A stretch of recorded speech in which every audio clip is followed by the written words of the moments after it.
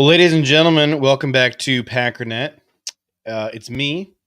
It's Ryan Schlip, and I'm stalling so that Jake Shavink can get his headphones on and get in here. There we go. Happy to be Where are back you, with you Jake? again after taking the week off. We're going to talk about the draft and whatever you guys throw our way.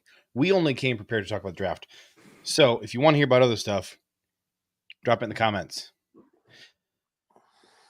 Do you guys have any thoughts about whether they're going to bring back any of Darnell Savage, Keyshawn Nixon, and Yash Nyman, given that their contracts voided today and they could have technically saved themselves like $4 million-ish bucks against the cap if they were going to bring all three of them back by re-signing them before those contracts expired? Or do you think that it's basically irrelevant? I think they'll be back. You think all three of them will be back? I'll just say yes. There's a good chance that one of them doesn't, but it's easier to just say yes, so I don't have to pick which one doesn't. I tweeted that I'm about like 70+% on Darnell Savage and on Keyshawn Nixon and like 25% on Yash Nyman. The big thing for me is just like the weirdness last year regarding like his relationship with the team. You know, Butkus seemed like he couldn't help himself, but like reveal that there were issues, even though it seemed like the rest of the coaching staff got the memo that like we're not talking about that. Butkus didn't seem to be able to help himself. So anyways, I'm kind of leaning more toward he's not back, but I think that the two DBs are back. Jake, how you doing? I'm good. I think Savage is back for sure. I think it's just a question of how good he views the slot class and how good he views the tackle class. If he believes that there are upgrades to be had at both spots, which I think there easily could be, then I could see him moving on from two of the three and just bringing back Savage. I just don't. The way Green Bay has really addressed safety under Goody since the Amos signing doesn't tell me, like, it tells me that like they want to be budget there. So to me, that says probably not at 25 in the draft. It probably means like, can we bring guys back at low numbers and just kind of supplement it via the draft? So, Jake, let's talk about your display name. It says wide receiver at 25. Sure. Talk to me about that, because I feel like this is the year that like us, the content creators, and then all the fans have like suddenly flipped sides, where we were always like, okay, cool it with the wide receiver. And now the fans are like, please, dear God, anything but a wide receiver. And we're like, okay, but like we still believe in like you draft best available. You don't draft like when you need a guy. And like, it's funny to me that it's flipped so hard this year on social media. My how you know argument we're going to is do why it. not, man? My argument's why not? I mean, like, seriously. Yeah. Like, if Brian Thomas or Keon Coleman are there and they like either of them and they're the best on the board, like, there's an easy scenario where the top 5 corners are gone. Very easy scenario. Very easy scenario where a lot of tackles are off the board. To the point where, like, it's, you know, a position that many deem like we've got enough there could easily be the pick. And that's including other positions too, defensive tackle, edge rusher, all of that. So what round would you take Javon Baker in? Third round? Yeah, for sure. For sure the third round. Maybe higher. At this point in the draft cycle, some of my draft commentary is not as vehement as it will be later, because I lean so hard on, combine numbers to inform how I feel about prospects. But if you're looking at just pure production, Javon Baker is one of the most productive wide receivers in this class. My numbers have him as the second most productive on a per snap basis, behind Jermaine Burton. His grades aren't as high. He's 78. I think he's a lot better than Burton is, personally. I think there's like 2 rounds separating the two for me. The interesting thing is if you look at NFL mock draft database, there are about 2 rounds separating them, and Jermaine Burton is averaging 2 rounds earlier than Javon Baker. I like, again, like once we get combine numbers, it's going to really change how I feel about a lot of these guys because, some guys look fast or slow to me on tape, and then I'm just way off. But Javon Baker's kind of my type of guy, I think. He's stud. Transferred from Alabama to UCF. And averaged nearly 22 yards per reception last year. Really fluid, really dynamic in the short area, whether it be with separation as a route runner or after the catch. He went up and got a few balls down in Mobile, elevated the catch point. Like, there's so much explosion and quickness to his game that I'm sure the testing numbers, as long as that's that's how he is in the in the underwear Olympics. Like, I think we're going to be cooking. So.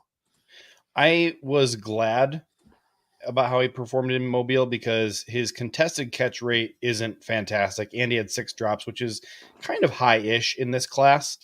So I was a little relieved to see that. A couple of the wide receivers Goody has taken the last couple of years kind of performed poorly in those numbers their final year in college, and had me a little bit cooler on them than a bunch of other people were. And given that it just doesn't seem to matter that much to Goody about drops and about contested catch rate so much, I'm kind of lowering it on my list of priorities this year, just to try and get a little bit more accurate about what Goody is actually looking for. So,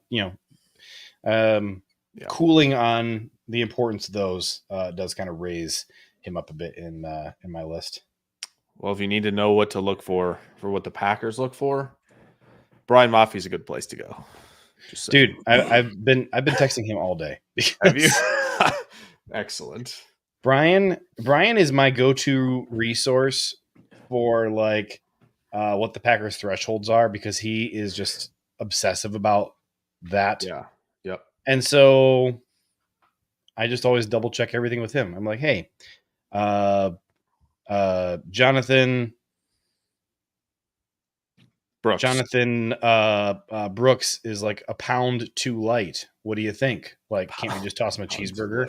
And Brian's like, well, back in 19 whatever, they did take a 205-pound running back. So maybe, I guess, if you want to get crazy. They could view him like Jones. Very possibly. Ryan, your opinion of Jonathan Brooks?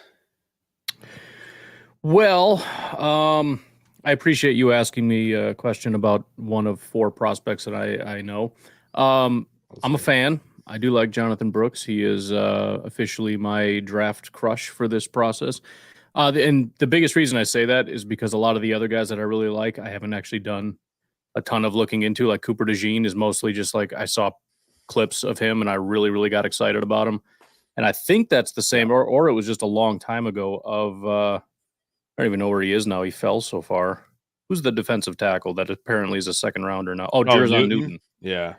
That was like months ago where I was like gushing over Newton, and then everybody liked Newton, and I'm like, I'm bored with Newton. I went and found something else. So I don't even know if I like Newton anymore. I got to go back and watch him. But so that is my that's my guy. That is my favorite prospect. And as soon as everybody starts coming around to that, I'm not going to like him anymore. So hopefully nobody likes him. Jerzon Newton is second highest in my proprietary stat that I call impact plays per game, which is super high level. You'll never guess what goes into it. It's only batted passes, tackles for loss, forced fumbles, and sacks per game. Anyways, batted passes aren't in there. Oh no. Do you want me to add batted passes? Honestly, I think it'd be fun to tweak the metric just to see how it does this year. You keep both. Keep with and without batted so passes. So actually, what is like a high for batted passes in a season? Like 3, 4? Yeah. I have that number. It could be an impact play. What if it's third down? So big play. Like I feel there's like a couple guys in this class who have 6 or 8 batted passes. Those guys are impressive. Really almost everybody has 0 or 1. Yeah. Jerzon, you got to add it then. Jerzon is one of like the 5 people who has more than 1. I'm just saying, if you have 0, do you have awareness? Do you see the quarterback? No, you're an I idiot. got a question. What are you even doing with your life? Yeah, we got to talk. We got to have a discussion. They should be doing those S2 scores or whatever if they can't bat a pass. Here's the guys with make more the non-QBs do it. Let's go. Yeah. Here's the guys with more batted passes than Jerzon. Okay. There's only 5 guys with more batted passes than Jerzon. It's Brian Dorless of Oregon. Oh, Brandon Dorless. Heck yeah. I don't know why I said Brian. I'm looking at the name Brandon. And I said Brian. Just thinking about texting Brian all day. That's what it is. Tavondre Sweat. Dwayne Carter.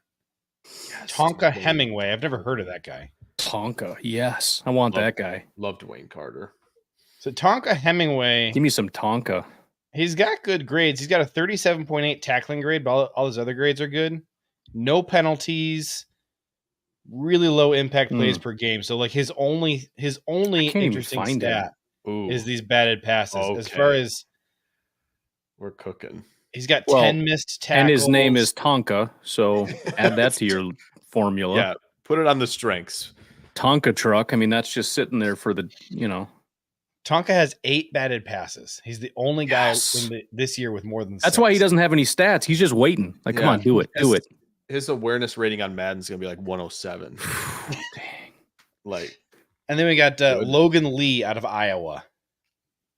Interesting. This Tonka guy is More the Iowa only guys. Absolutely. He's the only one of these dudes who is not listed on NFLmockdraftdatabase.com. So he's like not even in the 700s or whatever. Mm-hmm. Wow. They don't even know. Do we ever get to Tyler's comment here?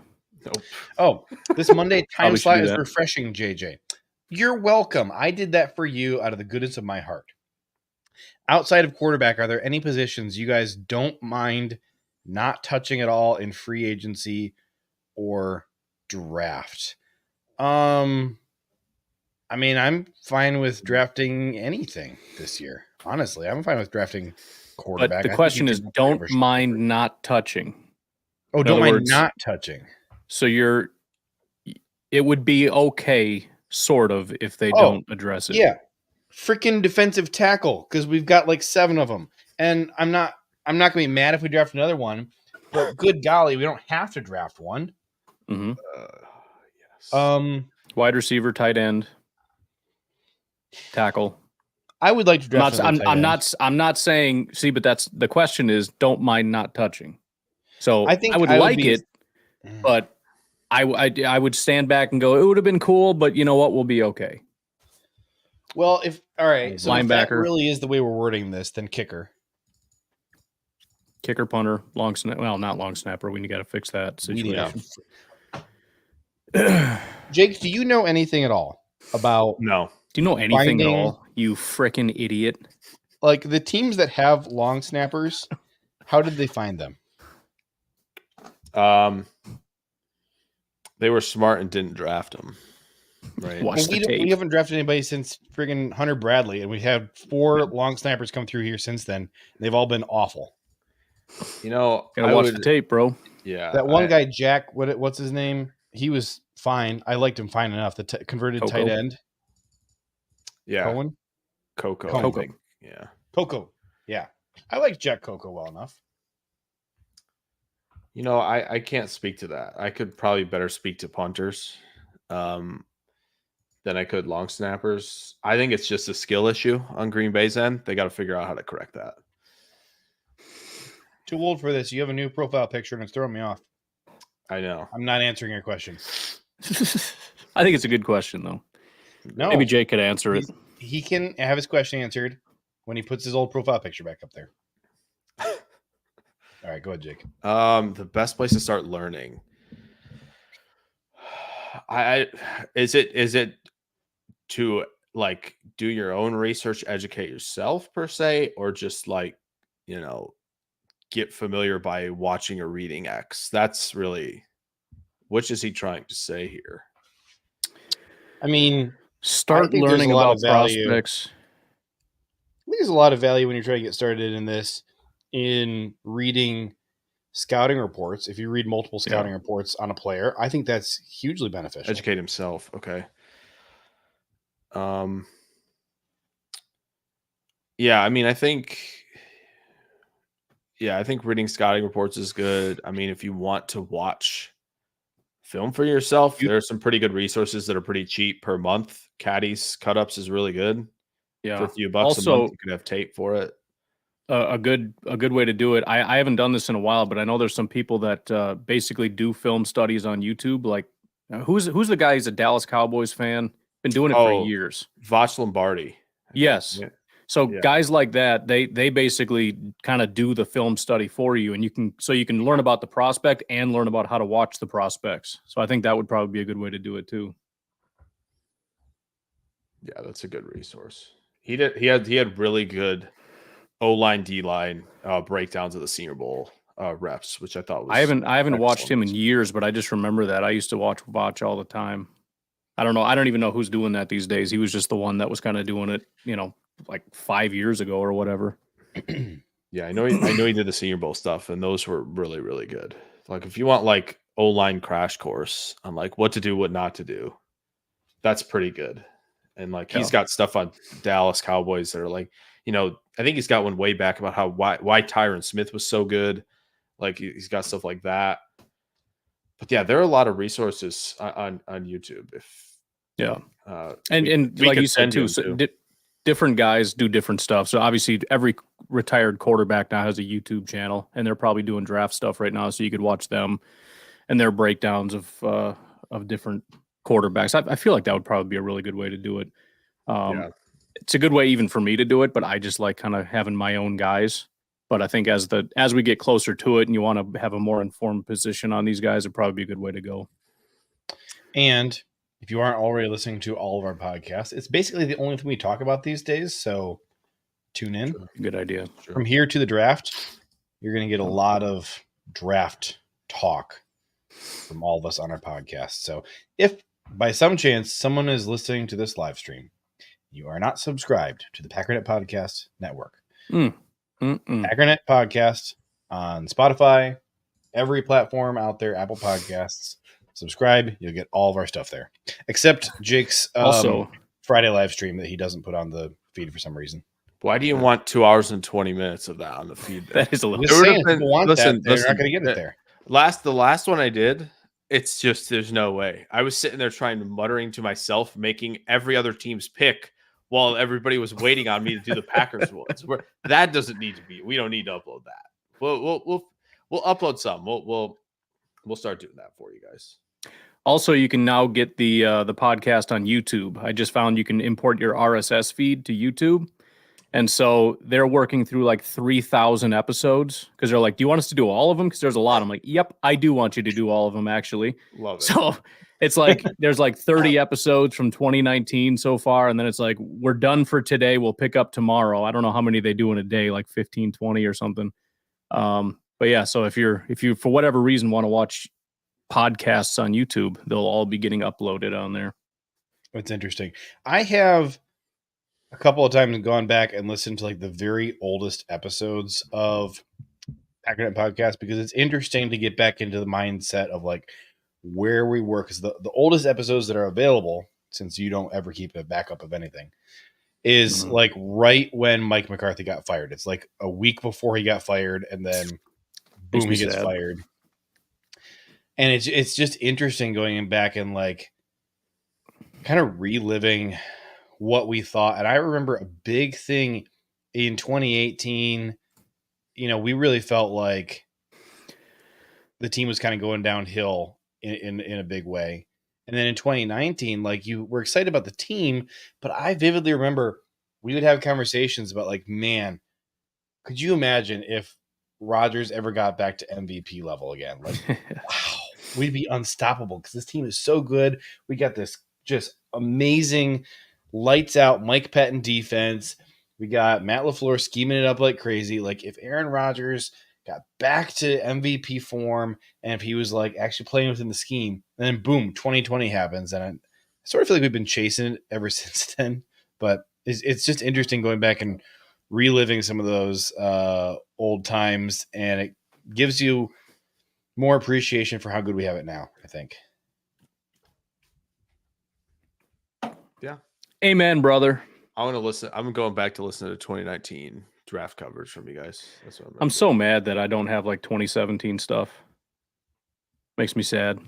I think the first episode I ever tuned into was the one where you were reacting to Mike Daniels getting released.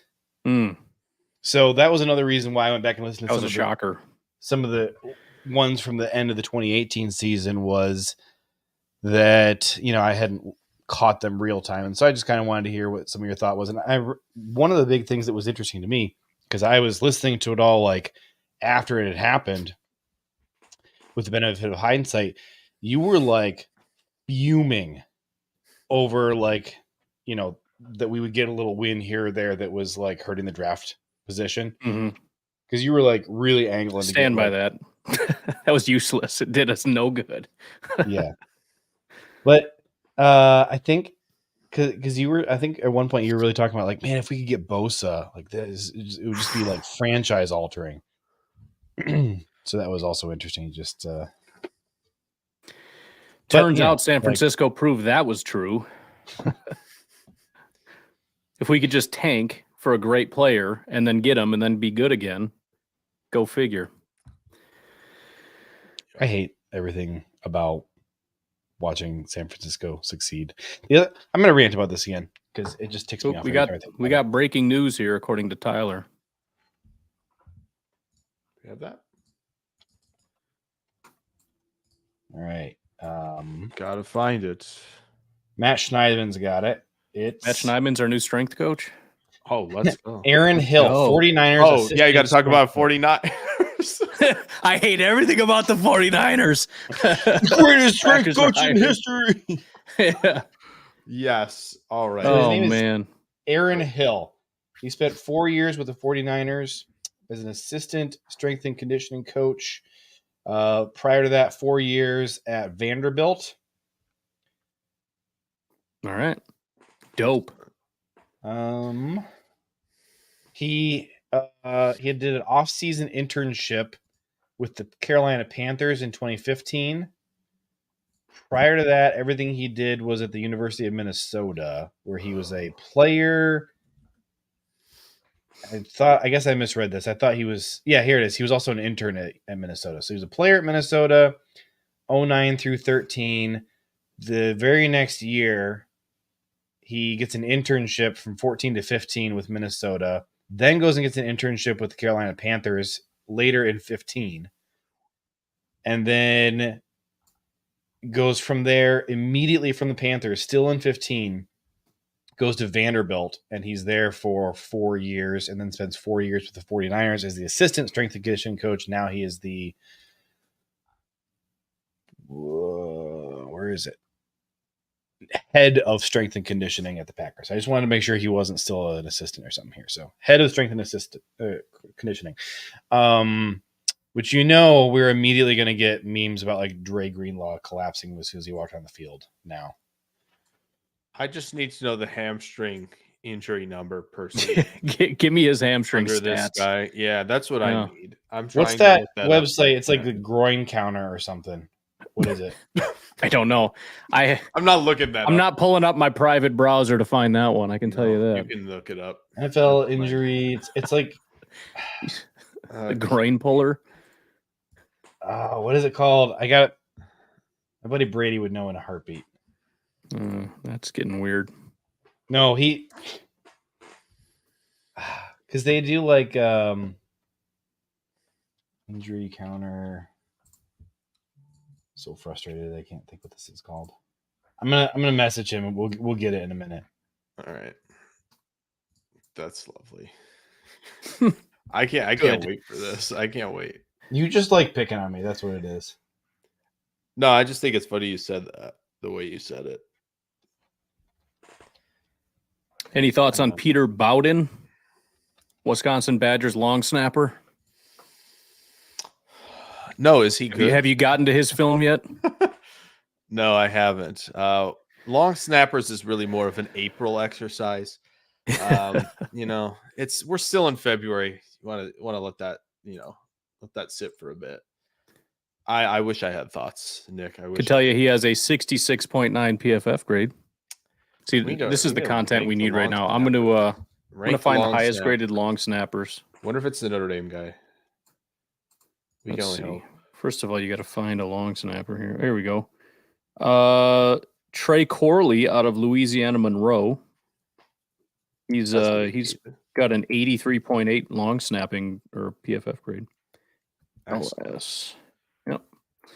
That's This is what you're here for, folks. Matthew Solansky out of Tennessee, Steve Bird out of Eastern Michigan, and Sean Ratcher out of Indiana. Those are your highest graded long snappers. Seems like we could have you could go the smaller school route. Louisiana Monroe, Eastern Michigan. Maybe that's the way. The way going forward is to go a little bit the smaller school. 5 years at Louisiana Monroe, 6'2", 212. 212? Oh, just boy. getting that's just getting a little. My guy weighs less than Roma Dunze. What's happening here?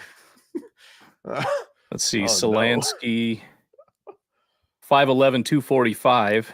That's better. There we go. That's better. I gotta find a long Tennessee snapper guy? I like here. Yes. Yeah, that's why SEC. You can't be 212, man. You're done. The guy at Eastern Michigan. First of all, 4 years with very high grades, so he's very consistent. He's 5'8", 229. Oh man! All right, He's got some broad shoulders. I would like to go back on go to the small school types. I would like to backtrack that take right now. And Sean Ratcher is 6'4", 225. Interesting. Okay. So one of the coldest takes there's ever been. Quickly backtracked right there. So it's fine. Hey, Solansky it is. Yep, Solansky.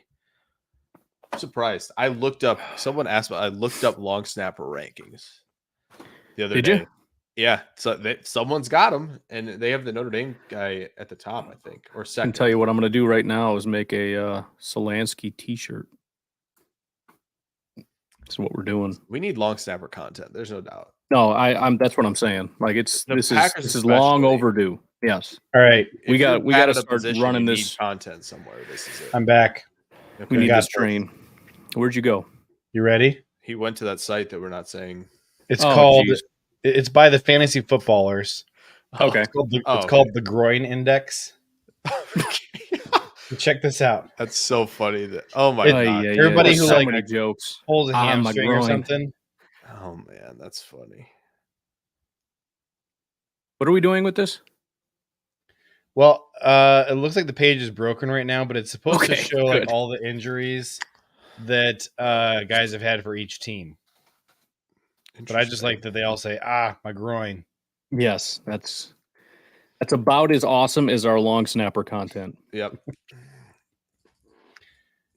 I'm trying to think of Niners with hamstring. I mean, they had a whole quarterback debacle last year with injuries, but those are more, freak injuries on the field. So Nick said, give me cold weather long snappers only. Not taking a chance on warm weather guys. All right. Tennessee's Tennessee's kind of in the middle. It's doable. Yeah. Not sure I want 5'8". What do we got? That seems like we got after that. How about honestly, that's Florida State, that's Texas, FAU, Georgia. These are all Southern guys, man. Kansas State. Did we already answer the question about number of quarterbacks taken around one? No, we did not answer that. Let's go back up. One of the earliest comments we had today. Nick 5522 over under on number of QBs in round one. I've seen 5.5 be the line. I've seen 5.5 be the line. Perfect. More QBs taken is obviously better for Green Bay. Yes, because I don't want them to take a certain quarterback in the first round that I think they would like to. They're not going to have a chance to. They're not having a chance to. He's like shooting up. I think there's 4 for sure, right? Yeah.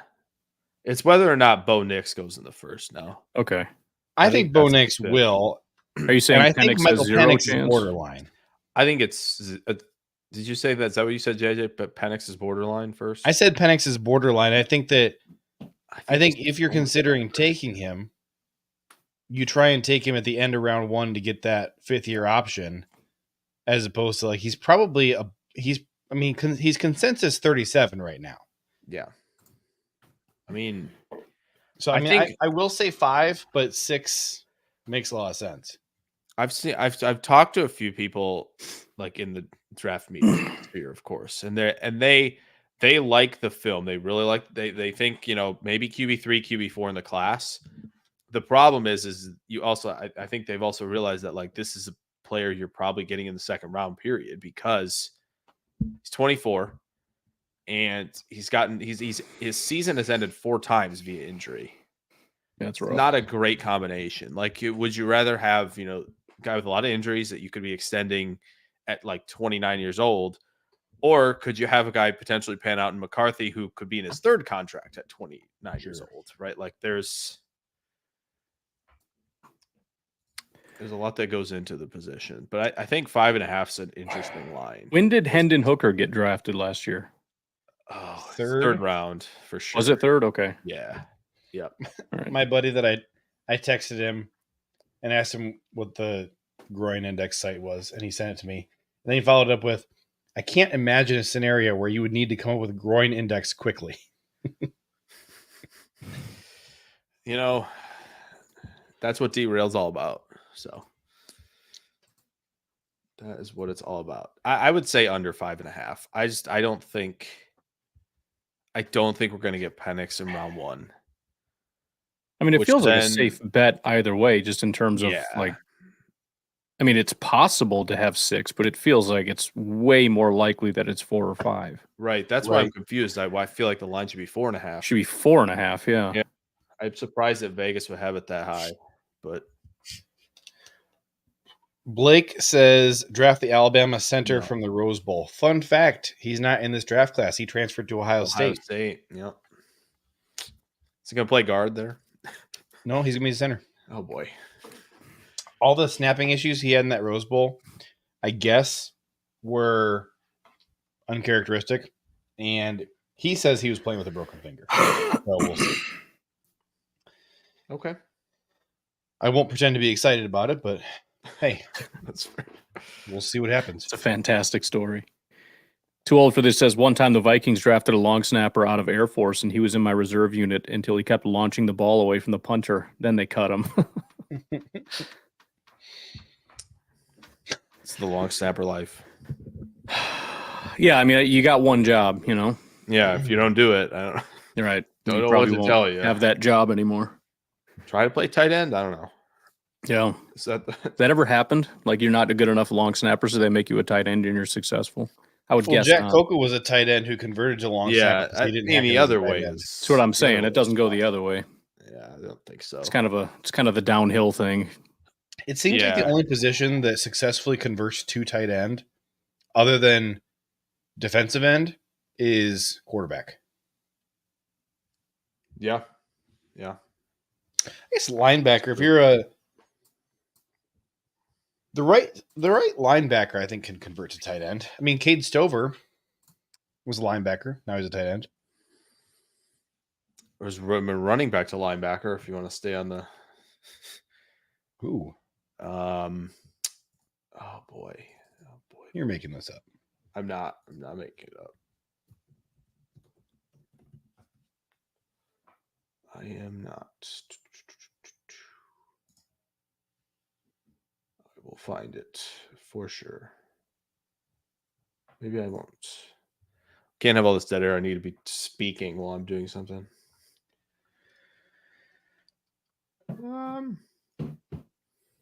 I redid my big draft database this year, so that everything just functions off of ID numbers for every player, and it's so fast. I can just pull any report I want on any player. That's nice. Glorious.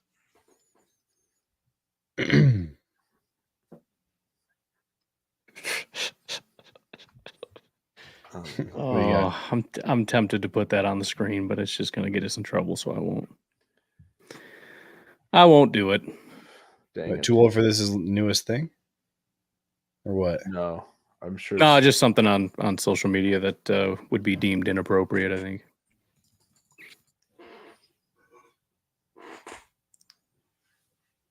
Some people are commenting that the strength and conditioning coach fixed CMC, so we're in really good shape. There you go. Fixed him. You Was know, he broken? Kept him off the injury report. I mean, CMC he had a ton of injuries in Carolina, it felt like. And this year he took like an incredible beating and then just kept ran a playing lot. the entire time. Yeah. Yeah, he ran more than anybody else. I mean, I feel like we might be in good shape. We need Christian Watson. That's his first assignment. Aaron Hill, I'm sure, gets hired, says, all right, listen, we got Aaron Jones. First assignment, Aaron Jones. Second assignment, get Watson's hamstrings healthy, and we're golden. Oh, swap those two. Christian Watson, much more important. Yeah, but once you draft Brian Thomas, Watson's not as important as Aaron Jones is. So then it's It's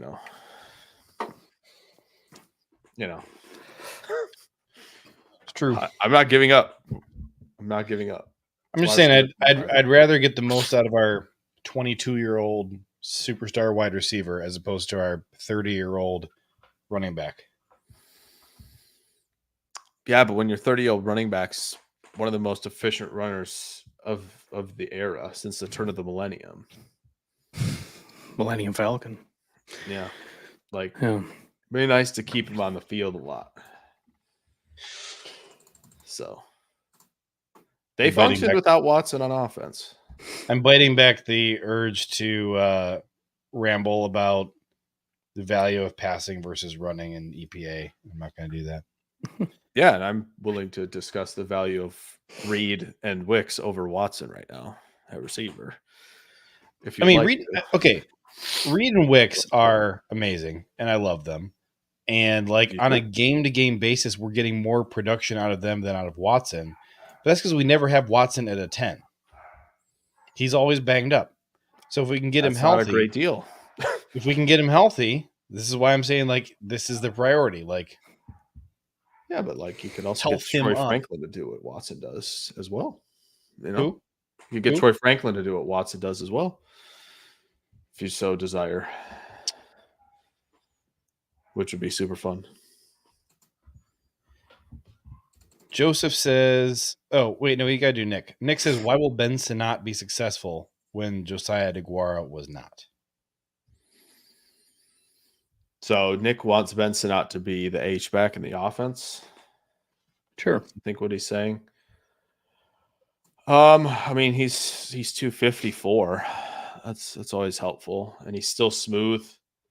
I think he's still a player you can move around on your offense. I think he has the size to play in line. He can play in that wing type of look in 12, and I think with as good as he's looked as a blocker, especially last year, I think with all that size, he'll be better equipped to handle and maybe wear multiple hats in an offense. Where I think DeGuara blocked well in college. It was just he's not super big and super quick. That's not a great combo to have. At tight end, athleticism is a big deal. I know he tested pretty decently, but clearly on the field, it seemed like he was always late to his spot. Feels like a quickness and explosiveness issue. So I think Sinnott is a much better player. Would love to have him. Ryan, this next question is for you. Too old for this. Will we be able to get Zane Anderson healthy? If Aaron Hill can do that. You guys want to talk about priorities, and nobody wants to talk about Zane Anderson. I find that to be wildly irresponsible. Zane Anderson, when healthy, is one of the more reliable players on the team. I omitted reliable insert position because I'm not entirely sure I remember what position he plays. But he is pivotal to the production of our team, especially special teams. But I think if he would be given an opportunity, which he wasn't because he was stifled by a terrible strength and conditioning staff. And once that's rectified, the world will come to know what we all know, which is that Zane Anderson is a game changer. As far as his position goes, Joe Barry called him a safety, so he could be literally anything. Yep. No idea what he plays. Imagine if he called him a linebacker. The possibilities would be endless. I think he called all his linebackers safeties. Called his safeties linebackers. So there you go. Tariq Carpenter was probably a really interesting discussion in the building. What is he? Yes. He is all things. Joe Barry's like, hey, Matt, want to float an idea past you. Move Jordan Love to linebacker. Just saying. Hybrid linebacker safety. Yeah.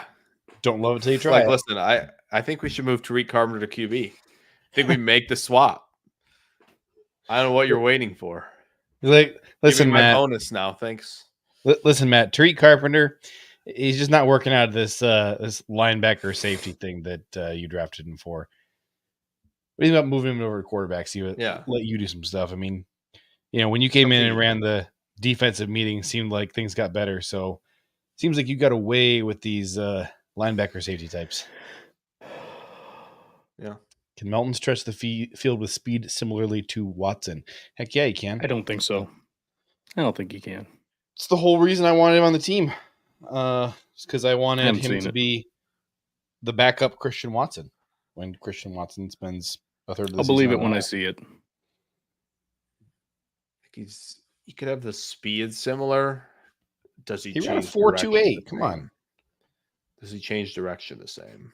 A lot of guys run fast 40 times and they can't do jack squat on the field. I remember so much everybody in comments last year going, man, can you break down Bryce Ford Wheaton? Like, do you see his testing numbers? I'm like, yeah, I watched the film. It's not good. I'm glad he tested well. Yeah. Super cool. Nice. Yeah. Why aren't you ranking him? Why isn't he should be our third round pick? I saw that multiple times. Like, pick him in the third round. No. Well, that's why it's like, this guy has the measurables of Calvin Johnson. Like, well, then why is he a 6th round prospect? I just want Bo Melton to run go routes all day. That's fine. And then the one time the defense doesn't have a safety peel off and follow him, throw him. It'll be like what's his name? Trevor Davis. He just gets pass interference all day. He gets past somebody, they grab him and tackle him, and there you go. Yep. That's good enough for me. I don't playbook. We know it is. It's gotta be. Yep. I don't ask for much. Just give me exactly that. Yeah. We fixed that problem. Zane Anderson, long snapper there it is. Future. There it is. All right. 2 birds with 1 stone. We like that. Good thinking, Nick. We like that. Where's Preston Smith going to fit in this new scheme? Feels like Van Ness is going to benefit the most in the edge group. So I've thought about this a lot. I mean, I think Preston clearly is going to have to find a role at outside linebacker. I don't think they're going to have him put his hand in the dirt, are they? Oh, man. The Sam on early downs? So Holy I think they smokes. will. They're going to have to. Holy smokes. Let me look real quick. Here's the thing. As much as fans hate watching it, Preston is good in coverage. He's that dude. I know, but aesthetically, I just can't get there, JJ. I can't. I'm just saying, people want him to be a defensive end. He's not. Preston is not a defensive end. He's an outside linebacker. That's the whole problem. That's why people are pissed, is because everybody thinks that he's a defensive end. Like, oh, edge rusher, so he's a defensive end. He's an outside linebacker. He's always been. Look at his time in Washington. Yep. No, it's true. Well, if that's the case, then I think we need to elevate even further the prospects of us drafting another edge rusher in the first round, which was already a possibility. But if Preston's going to move to inside, well, not inside or off ball, I should say. Yeah. I think Nick put it right there. Is Preston a Sam? That potentially, I mean, it's possible. Yeah, that's what we're looking at. So as far as defensive ends, let's do it. Braylon Trice. As far as defensive ends we have on the team, you got Rashawn and Lucas and Kingsley, and you probably couldn't put Carl Brooks there. Mm-hmm. Should be able to put Wood in there. We have Rashawn and Lucas and a bunch of Like Wooden at his old weight in college, sure, that's fine. But if he's going to stay at 290. Yeah, but we haven't even seen him do it. We have no idea. He might be a completely inadequate, terrible edge rusher. So I just feel like for a group that wants 6 solid edge rushers, we have Rashawn and Lucas Van Ness learning new things, kind of. at least as far as being a Packer, and then a bunch of guys that you don't feel good about. It might not have to be first round, but I don't think if Preston's not there, I don't think they're looking at that and saying, I think we're okay, because we are definitely not. Yeah, you're right. Sean Nealand, Western Michigan.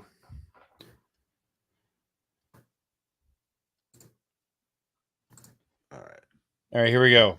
Highest pressure rate in this draft class, excluding the one guy who played like no snaps. Mm-hmm. Right. There's one guy ahead of Latu, and that is Mohamed Toure out of Rutgers. Any relation? Don't think so. Because if there is, I don't want him. I'm just saying. That's where my mind went immediately. Wait, hold on a minute. Just kind of cringe a little bit. Like, so, wait, what's his name? I don't know about this. Interesting. It's like the opposite with Melton. It's like, okay, let's ride. Right. It doesn't look like there's any relation to him. Okay. So then you also got third up is Dallas Turner. Way too Bama. Small. He is too small. I mean, you want me to just leave out the guys who are too small? I'm just seeing Latu at the top of all these lists. Unless you want to like potentially just go like, oh, this guy could play Sam. This guy's the end. Like, I'm fine with leaving him, but all right, I'm taking out the guys who are too small. Okay. So, oh no, Latu, Mohamed Kamara. Yes. Latu has a 95 coverage grade and only a 42 passer rating when targeted. So there's that. And he's at a 20.9 pressure rate. His missed tackle rate is so-so. I think it's Latu. Uh-huh. Yeah, I think it's all the times that he whiffed on Caleb, which is tough, man. It's tough to tackle that cat. Yeah. There's like literally there were like six times I think in that game, if I remember correctly. He had him in the backfield, beat his guy, he's been in the backfield. Caleb's just like, nope. Tell me about Mohamed Kamara. Oh, he had a really, really nice Shrine Bowl. 6'1", 250 is a little small. Yeah, that's the thing. He might not be. Darn it. Not be a pack. Who was the other guy that I was just like? Oh, Kydron Jenkins. You know who that is? Kydron Jenkins. No. Okay. See him. He's 6'1", 260. That's Kydran. Kydron. Okay. Purdue. Oh, because I mean, everything I'm looking at, like Latu is at the top of. Highest pass rush grade is Latu. Highest win percentage is Latu. And then if you look at true pass sets, win percentage is Latu. True pass set grade is Latu. And then there's one thing I forgot what it was. It was one of the other guys. Oh, total pressures, I think.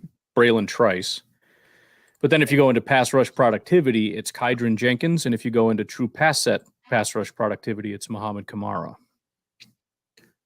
Yeah, I mean, Kamara plays with a ton of power for 250. Like he stacks and sheds pretty well, even against the run. Like I'm surprised how much power there is, but he's pretty flexible too. Like I don't know if Green Bay could ask him to pack on 10. I don't have no idea. Maybe. I think the answer is just Latu, right? Yeah, just be sitting there like, man, just come on. I mean, it's just come on. Kind of just dancing around it. I mean, I've been on the, Yeah, I haven't watched him at all, but I've rarely ever seen. This dude's not in the draft. Yes. Well, I mean, maybe not even in the, I don't know if he's. I don't know. His draft eligibility year is 2024. That's all I know for PFF. Oh, you can't go by that. Their draft eligibility years are never right. I don't care, JJ. It's not that important. You get hung up on that. You're like my wife. You get stuck on the dumbest crap, and it just drives. It's like, that's not the point of the story. Shut up. But okay, but you Anyways. wanted to talk about drafting him, and so I was trying to see. Well, it was just very briefly. I was just wondering what he thought about him because I was just looking at some of the stats at the top, and then we determined he wasn't the right fit. So then we moved on, and then 10 minutes later, you're trying to find him. Yes. Let me see here. Oh wow. But yeah, Latu. I mean, Very rarely have I seen grades like Latu. he's Like every game is like a 95. yeah, not the most explosive, not the most powerful, but just knows how to win. Period. That's really, if you like tried to elevator pitch Latu really quick. It's like the arsenal is there. He can counter on his counters. He just knows how to win, despite not being like, with the power of a Van Ness or like a Mac. He doesn't have that necessarily. He doesn't have like, the speed of like Parsons or anybody off the edge, but it's just like he just knows what to do. He knows how to attack and he knows how to win. The other guy to That's it. That's keep in mind is yeah. Chop Robinson. He's kind of just like Chop. good literally everywhere. The only thing he's really elite in is just pass rush, but he doesn't have like elite pressures. But he's just good everywhere. I mean, every number you could possibly care about, with the exception of PFF coverage grade. Everything else is just solid. It's just good. Yeah. Yeah. I like it. But yeah, good points on Darius Robinson here. Like at 6'5", 286, potential to be a defensive end. Yeah. When he's playing 5 tech and I mean, he looked a little clunky and such on film, but when he got to Mobile, it just looked more consistent, tight. He was playing with better leverage. He was not popping out of his stance as much. And he can run through you. He really can. He's got the power to do so. He's got a good counter move. Boy, when he can close with some impressive speed. And I think one of my favorite reps of Robinson's was against LSU, against Daniels, where he's in the surf technique where you have to kind of protect your gap against a run, but also be, aware of a potential QB keep. Did a great job, forced the QB to keep, and still made the tackle for loss. And like that kind of stuff, you really like to see that. So I'm all in. I think some people are very in on Robinson, even at 25, which. Except you, because you want a wide receiver. Right. Exactly. Exactly. Who's your wide receiver at 25? It's probably still Thomas. I could be talked into Coleman if you could tell me he could play every game like it's the LSU game. Yeah, that is funny because I feel like over the last 2 weeks or something, I've been bombarded with this massive movement for Keon Coleman. I don't know where that came from. I don't know if somebody did like a breakdown video of Keon Coleman or something, but everybody is messaging me, Keon Coleman, we got to take Coleman. So I don't know. There's a big train. I think the testing numbers are going to be, they sound like they're going to be outstanding. Yeah.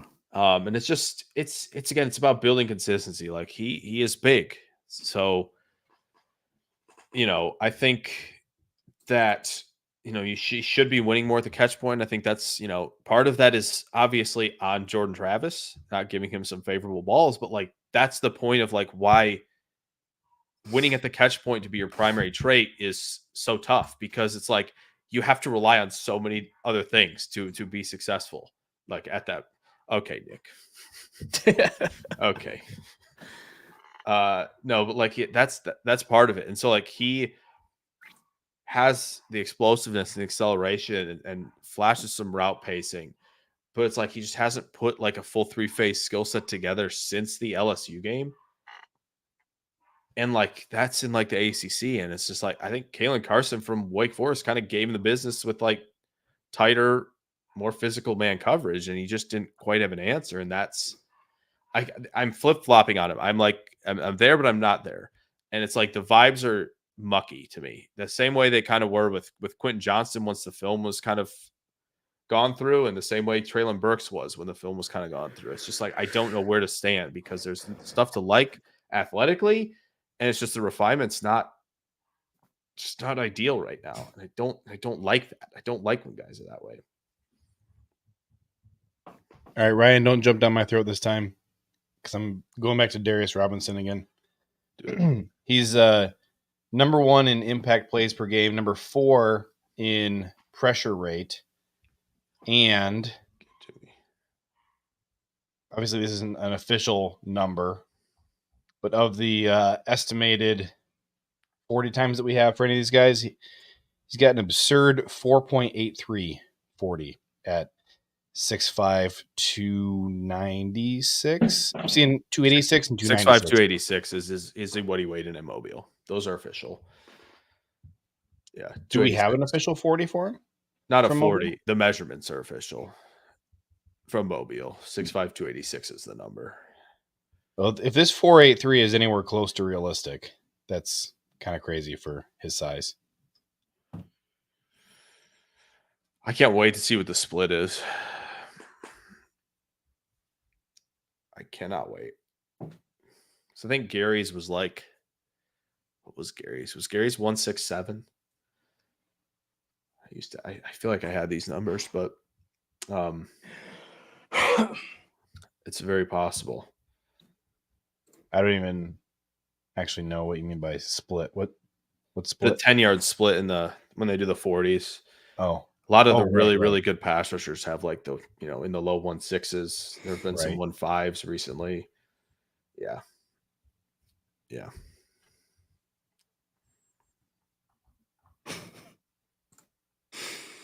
We're all in on the Ladd train here. Yeah. Ladd McConkey, wide receiver, long snapper, hybrid weapon. Oh. Can snap the ball and be extremely effective in punt coverage as a gunner. There we go. He's going to snap it and then run over and be a gunner. I love it. That's what Gary Nick says was. Gary had a 163 10-yard That's really split. Good.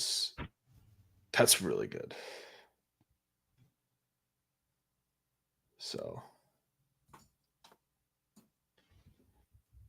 jeez. Like some of Gary's training stuff where they gave him some of his numbers were absurd. So,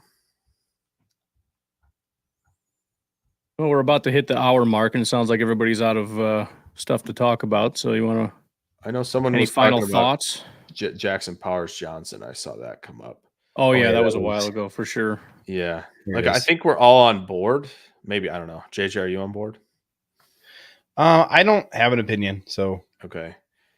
I feel like I'm on board, but yeah, I know Joseph mentioned that they don't take 330. I mean, they haven't. Let's put that. They haven't is probably the better way to phrase Big difference. They haven't taken, a guy at 330 yet. Would I be upset about it? No, not at all. I think Powers Johnson has really cemented himself as probably a top 20 prospect in the class at this point. Yeah. The film looks just so clean. It looks so clean. Film room tomorrow, by the way. Should be fun. Yeah, should be a fun one. But it looks so clean. Pass pro, there's nothing even going on. It's just very boring. I had to really dig for okay, so here's maybe a little bit of a negative for him in pass protection. And I'm not going to spoil what it is. You'll have to watch the video, find out. But you have to nitpick there. And even in the run game, there's a lot they kind of have to nitpick with him. So I don't think anyone's opposed to it. Would love to see them do it. The only negative that I see with him, the only one, is he does have a really high number of penalties. He had 9 penalties this year. Only a couple other guys had that many. Yeah, and I think I'm pretty sure I know where they came from. Pretty sure. I think there's a couple. I think there's a couple reach block ones where he couldn't quite get his guy. And then I think there were a couple where he overran the second level landmark and he just kind of grabbed the dude and was like, don't go near my running back. So yeah, that's fair. Penalties. It's a good point. Adam says he probably can't hit that 7.753 cone at 330. if he can, you draft him. Yeah. Whew. You know who could? You know who probably will though? Is Graham Barton probably will. So I think he hits that very easily. So I mean he's been mocked there. We know it. DJ has.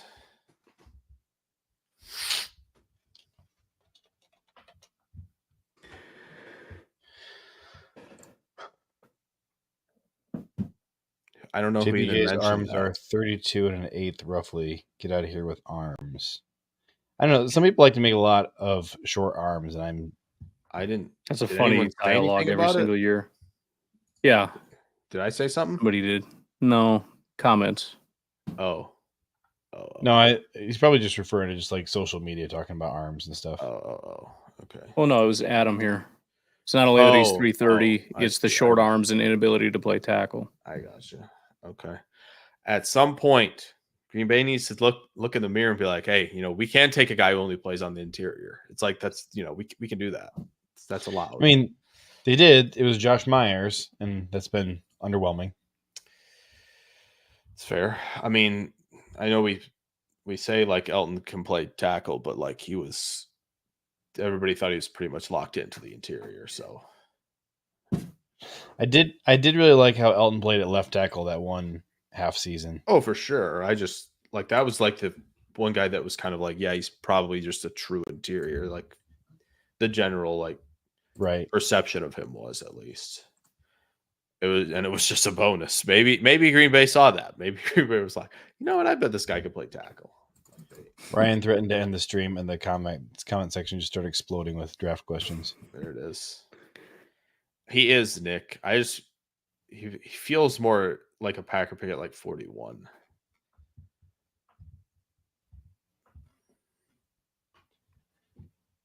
Myers had tackle size. I mean, Myers was what, 6'5", 310? They've pretty much stayed. I mean, nobody's arguing that. I don't think anybody's arguing that. That JPJ is better than Myers. So. I just kind of want to get JPJ and JRJ on the same team. I don't think that's too much to ask for. So which team would that be? Since Green Bay's not bringing it back. Probably. It is weird that. What about two JPJs on the same team? Tanked his career in one season. What, Jake? What about two JPJs on the same team? Who's the other one? Joey Porter Jr. Oh, yeah. I mean, it's very possible. Just saying. Oh, there's Tyler Dershel. Hasn't talking too much since we appreciate the super chat, of course. Says, what about Cooper Beebe? Or not what Green Bay likes measurable wise? I don't know. I've seen conflicting numbers on his measurables. I've seen 6'4", which should be tall enough for them. But I've seen 332 and I've seen 322. So we'll just kind of have to wait on him at the combine and see what that number is. 322 seems reasonable, right? Like Ryan was 321. Like that seems reasonable. But if it's 332, it would definitely be something they would have to be stretching for. But like for guys played 4 spots on the O-line, like I'm willing to make that threshold stretch a little bit. But Will Goody and company. History says no. I think that would be sick. That would be sick. Tyler's got the strategy. Draft the Coopers. DeJean, Edgerrin, and Beebe. That's very reasonably with possible. the Lucas's. Yeah. That's actually reasonable, Tyler. Like I think you could make that happen with what Green Bay's got draft capital wise. Like you can make that happen. You basically would be looking at a first, a second, and a third for those 3 guys, probably. Yeah, the BB, like and 2/3 where his stock is sitting at, like all the rankings, is surprising to me. Surprisingly low or high? Low. Seems NFL like Mock Draft Database has him at 60. Yeah, mock draft database seems to be the one because people are putting him higher in mocks. Like PFF had him at like 90 something. I've seen him in the hundreds. Just not sure why. I keep going to like do the outro and end the stream, and every time I do, there's like 2 more comments here. Too old for this. Knowing Goot, nobody we have mentioned at all ever who was good 2 years ago will be our first round pick. That's the question. Who is that? Who was good like 2 years ago? I mean, Good 2 years ago. He's got to be around the 40s, somewhere in that range. Mike Hall. Sua Mattia, Lad McConkey, Chris Braswell, Cam Kinchins, Xavier Worthy, Patrick Paul, Tyler Newbin, Xavier Leggett, Chris Jenkins, those guys. Michael Hall was elite a year ago and then kind of slumped a bit this past year, and he's currently consensus 61. So that's your first round pick. At 285. Is that right? 6'2", 280. Playing D end? Perhaps. I think that he has more growing left to do. I don't think he's finished growing. So you're saying like it's all the more reason the Packers would take him. Unfinished. Good 2 years ago. Project. Oh yeah. Wait. That third year, that fourth year contract year, he's gonna turn a corner and just blow your mind. He's gonna blow up, and then year 4 he's gonna get injured. But my question, JJ, is where is he playing? On the bench. Okay, but when he's not on the bench, and working in the weight room. Okay, so you wanted to play D tackle, is what you're saying. Okay. Yeah, definitely. That's all I meant. He's absolutely a tackle. I mean, I think he's proven that he can pass rush as a defensive tackle. But yes, I think the weight room plus, chicken and cheeseburgers sounds like a decent plan there. Wherever he does get drafted, I will be very surprised if they move him outside. Someone mocked him in the first not too long ago. Now that we're on to the Packers schemes, I think they're going to go even farther outside the box, and they're going to take Blake Corum in the first round. Oh, last year doesn't fit the measurables. It's a running back. It's way further than they usually go. I think they're doing it. Last year, Ryan and I found the guy. We 100% zeroed in on who the Packers were going to draft. But then Lucas Van Ness fell to 12. So they took him. Otherwise, they were going to take Keon White. That's probably he was the guy. He was consensus like 50 or something. Yeah. And then he got invited to draft night, and we realized like only the Packers would have said 100% the guy we want. Right. 100%. That's all my draft media buddies were like, oh, why is Keon? They're like, hey, why is Keon White going to the draft, buddy? Huh? Why is he going there? I'm like, you already know why he's going there. He's definitely on the board, man. I know he's on the board circled. Like, I think you're right. I genuinely think like if Van Ness was off the board, they move down 6 spots and they take Keon White. Like that sounds about right. Yeah. I had Lucas Van Ness as the number 1 best prospect in the draft, like not adjusted for how much more valuable quarterbacks are. I really would not be surprised if the Packers also had him there. And so they assumed like, oh, he's going at like pick 2 or 3. Yeah. Then he's available at 12 and they're just like doing backflips. And they're like, see you, Keon. You schmuck. Enjoy your New England. Enjoy your 10-hour wait for the rest of the evening and then get picked tomorrow. Yeah. Sorry we invited you. Yeah. What, did he get hurt? Because he did not play. Yeah. Maybe he did. I thought he played some games. Wait. You know what? I'm looking at the wrong thing here. Oh, okay. He did play. October 15. I was gonna say, wow, both him and Gonzalez got hurt. That's tough. Yeah. Yes, I agree with Facebook user. Keon did That's why I'm Keon here. had a very Packers rookie season, I'll say. Yeah, he was pretty well. Yeah, that's kind of how we Facebook user started. Said, It's kind of how we started the show, was saying that now that this is the first year that wide receivers or Packer fans don't want wide receiver, that's why we're going wide receiver. I can't wait.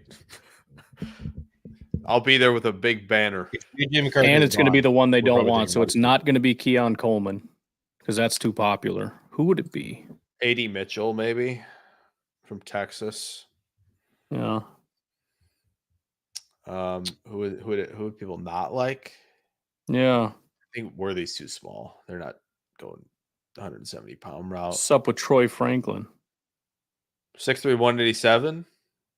Hmm. Does so much well except catch through contact. That's like, it's like the one. So Xavier Legette right now is 42 consensus. He's only got an 80 PFF grade. Can't run block. He's got, we're out of there, fine production numbers. 6'1", 227, 4'6", 40. This is like the most underwhelming first round wide receiver you could find. 4'6"? That would be tough, considering how fast he's been tracked in game. I mean, I put very little stock into any of these numbers until we get the combine. It's fair. It's Jalen. It's the Jalen best that I have. That's what they're doing. Jalen Polk. I'm down for that. Yep. I'm down for that. I like Polk. You like that one? Yeah. Maybe it's not him then.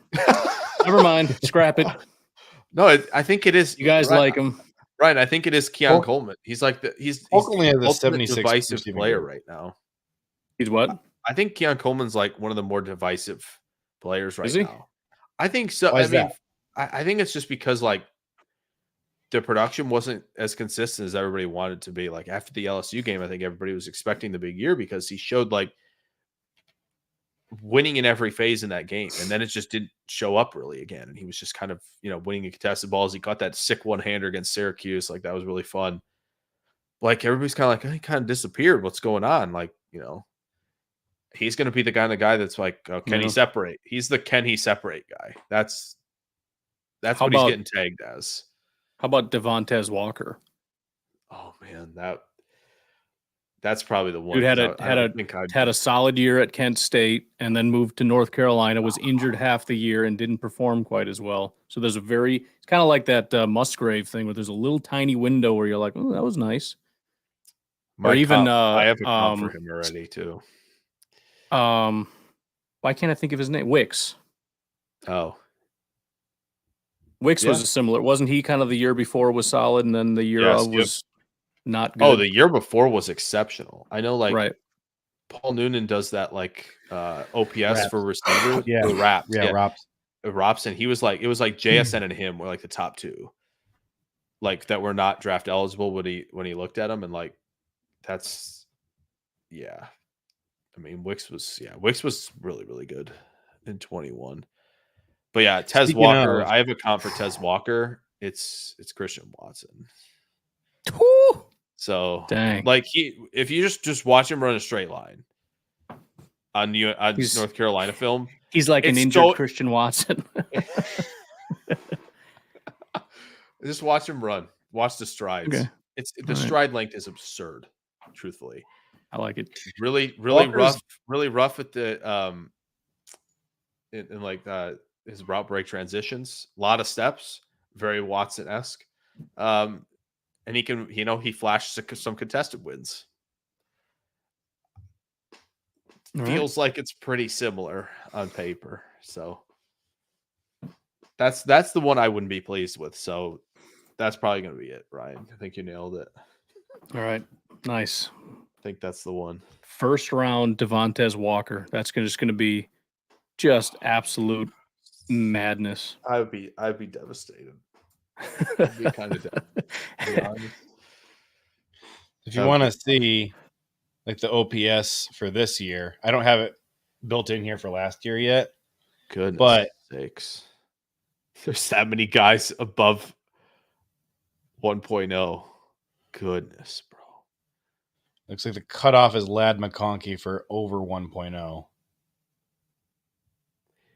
So Yep. Tez I Walker. I had a feeling Marvin right Harrison here. wouldn't be at a 10. Just because he doesn't have like the yak stuff that some of these other cats do, which is fine. That's Walker's PFF grades are not great. He does kind of stick out in that area. For this year. That's the Right. point. there it is. That's how you know. There it is. Yeah, Taj looking nice. I guess I need to get to Palmer from UAB. It looks like. Why? Run blocking grade. Mm, That money. looks like the guy I need to get to next, JJ. That's the man right there. Yeah. UAB. That will be on the list. So Walker's grade last year, his receiving grade was a 77. It went down to a 68.3 this year. It's perfect. That's what you're looking for. It's coming. Yeah. Taj Looking for being that up steep drop off. That sweet drop off. Yep. Oh wow, here's a guy who dropped off like crazy. Chris Ottman Bell out of Minnesota, 80 to 53. I feel like I've heard his name for the draft like for 4 years. He's got to be in his 6th year. He has to. Dude, you know I've who heard that name too long. I kind of felt that way about Jaden Reed, and then by the time he finally actually got in the draft, I completely forgot that he existed. I'm not even kidding. Yeah, he was genuinely after that because him and Coleman were on the same team. Oh, this is our imported- guy, Moose Muhammad. That's the guy. Yes. Muhammad III. Oh boy, there it is. Texas I mean, A&M. basically Great all run of his blocker, numbers great. are kind of trash. Great run blocker, by the way. 1.21 yards per route run. He's a slot receiver. Interesting. 63% of his snaps were in the slot. Yeah. But this is the guy, Moose Muhammad. Nah, give me the guy 2 below him. Actually, that sounds good to me. I'll take that guy. Wait, do you like Malik Neighbors? I didn't know that. Yeah, just a little. Oh, bit. Just a little. Just a little. now I want to say who had like the biggest improvement. Oh, Leggett. Look at this. 59 up to an 86. There you go. Wow. We need the other direction. The biggest in the other direction. JJ. That's what we need to find. Well, I think it's Tez? where was that guy? That Autumn guy. Chris Ottman Ottman Bell. Oh, This is the guy with the greatest decrease. I would like to scratch that. Here's another guy. I don't want who to had a big find that. decrease. I don't want it. Bakari Franklin. Okay. Ooh, Ole Miss. There you go. Yep. Dominic. It's another one I can transferred to Ole Miss from UTSA. I can put my flag in another Ole Miss guy that can end up in the Canadian Football League in a couple of years. Yes. I agree. Isaiah Davis, Moorhead. He dropped 20 points. Wow. And then Ramel Keaton. Wow. Tennessee. Tool for this. I would love to hear the entire Lambeau Field chanting Moose. That would be great. It's pretty good. I know Donald asks if you saw a Packers trade. We got to get to this one for sure before we close it out. If you saw a Packers trade alert in the first round, assuming it's a trade up, what's your guess for who it would be? Well, it's hard to know without knowing the situation, but I guess we can. All right, it's time to mock draft. Let's mock the first 18 picks and see what happens. There's a lot of good answers here. There are so many. So here's the top 25 on the consensus. I like this. I mean, Cooper DeJean, maybe. I think that's one of them for sure. Quinion Mitchell. Yeah, Quinyon's another. Will they move up for Latu? I was looking at Latu, Fuaga, and Mitchell. 1, 2, 3 right there. Yeah, I like that. I just don't know how I don't know if any of these guys are going to fall far enough for us to trade up. Otherwise, it's hard to say. I think you could probably trade up 10 spots. With the capital we have, I think you could afford to trade up 10 spots if you needed to. I got a sneaky one. Olufashanu. No. Based on all the big boards, he's dropping. Based on what DJ and Brugler are mocking, he's dropping. That build is exactly what Green Bay likes. I was going to say, there's never been a more perfect Packers prospect in the history of the universe. Not a good run blocker, great pass. Like the pass blocking grade versus run blocking grade is so Packers. I'll say this. If Fashanu is there at 15 and you see the Packers flash on the board, it's 100% a done deal. Like, oh, yeah. I don't care who else is on the board. It's like, it's Fashanu. 100%. Yeah. And like, it seems like from what they're saying, Fuaga's going before him. Yeah. Which I am surprised. I didn't even realize how far he's already fallen. He's at 10 right now. Yeah, like it's happening. Like I'm seeing somebody had him go. Maybe a couple of people had him going 18th to Cincinnati. I'm actually, I actually like Green Bay. I think they would consider moving up. I like how volatile it's been because you kind of fall in love with guys that are going to be long gone, and all of a sudden, like the quarterbacks are all flying up, and all these random guys are falling, and it's like, dude, we might have a shot here. Like Jerzon Newton was way out of the conversation. Now all of a sudden, it's like he might be still there when we pick. Yep. Not to spoil the mock I put on YouTube today, but he was the pick at 25. Yeah. Suffice to say, the people are not thrilled about that. And honestly, well, they can wait till I do my next one and he's a receiver. Yeah. How mad are we gonna be?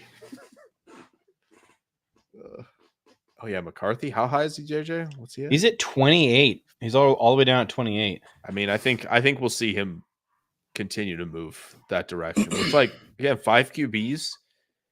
If they go before Green Bay, you're getting a potential top 20 consensus big board guy, or more likely someone in the 40s. Who people are going to be upset about, but is good. Chris Braswell. Hey, look, there's our guy. Hey, there he is. He's in the 40s. There he is. I mean, Darius Robinson's at 40. I would take Darius Robinson. That'd be fun. That's about as. But is there too much hype around Darius Robinson right now? For the if it was a week before the draft and he was sitting here at 40, then I'd say that's the guy. Yeah, it's kind of too early. I agree. Yeah, I agree. I mean, Kingsley Suamataia from BYU is 21 or 20 years old. Can you say that name again? No, I cannot. BYU tackle. I think he either just turned 21 or he turns 21 soon. And so, like, young player at tackle, best position was right tackle. I don't know. It's possible, right? And he had a drop off, right? Huh? His play the year before Kingsley? was better, I think. Ooh, that's a good question. I think.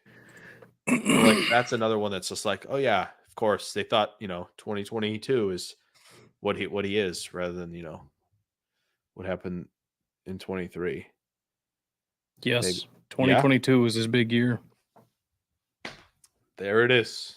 Yep. There it is. 21, 6'6", 315, pass blocker. Oh, wait. He might be bigger than that. I think his Senior Bowl weight was a lot bigger than I thought it was going to be. He has an 83 pass blocking grade and a 53 run blocking grade. Oh, yeah. Yeah, he came in the Senior Bowl at 6'4" and 3/8, 329. So hopefully he's not getting too big for the Packers. Yeah. But, tackle to play guard, I mean, maybe not. True. So that is the most Packers run blocking grade. The gap between the pass blocking and run blocking, that's like, yeah. He's Elton Jenkins. Wait, Fontanus is pretty good too. We like that. I know Ryan mentioned him on a Pod Mini kind of talk a while back, but like that is pretty quintessential if he was 6'4". If only he was 6'4", not 6'3.5", which is just a silly thing to be uttering, but like that's what they've done. It's what they've done. It's what they have done. Will they not do it this time? Perhaps, but like it's so funny. You guys want to watch JJ update spreadsheets here? I'm enjoying it.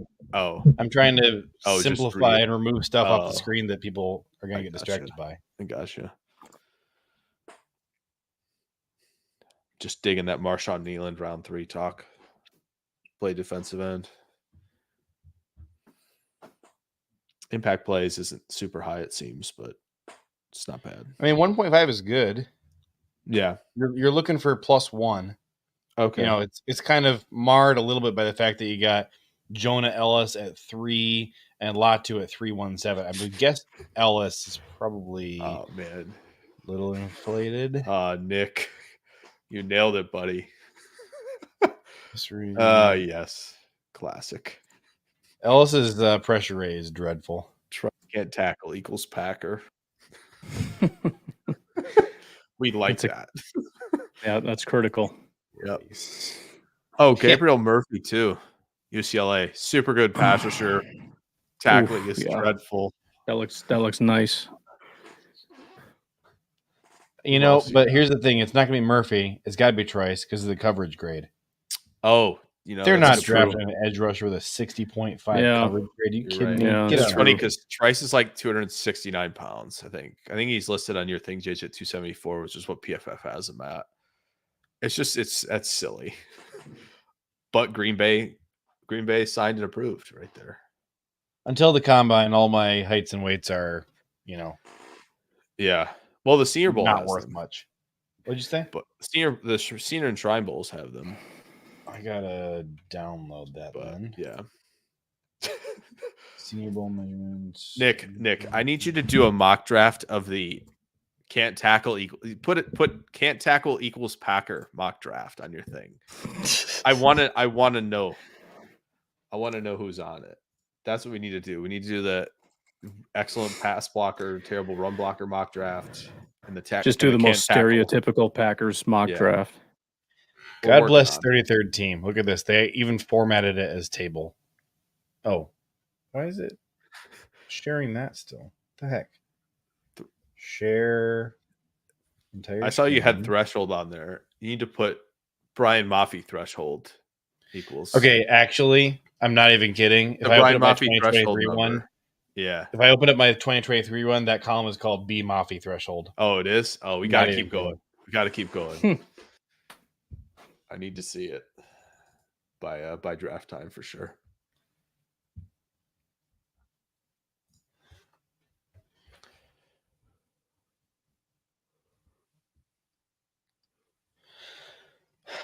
All right, gentlemen, it's been a full 60 seconds since the last question, so we're going to get out of here. Let's do it. Thank you so much for tuning in. We'll catch you back here next week. Thank you to Tyler Dershel, the MVP donator of the week. Yep. And I'm trying to think who's the derailer of the week. I feel like it might be Nick5522 or Facebook user. It's true. We'll have to decide 2 game balls today. Yeah. Oh, no, there you go. That works too. And Nick, part of why you're on there is because of can't tackle equals Packer. That's true. Just, you can't top that. It's true. All right. Thank you, everybody. Go Pack, go.